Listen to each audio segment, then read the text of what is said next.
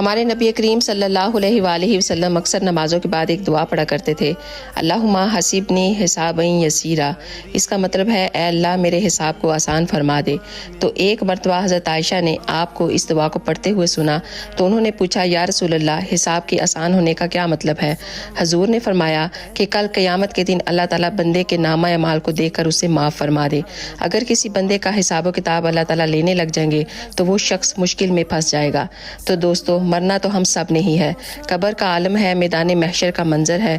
اگر ہم یہ چاہتے ہیں کہ اللہ تعالیٰ ہمارے ساتھ بھی نرمی کا معاملہ کرے اور ہم سے بھی حساب و کتاب نہ لے کر اللہ تعالیٰ ہمیں معاف فرما دے اور جنت میں داخل فرما دے، تو آپ بھی ہر نماز کے بعد کم از کم ایک مرتبہ اس دعا کو ضرور پڑھا کریں، اللہم حسبنی حسابا یسیرا۔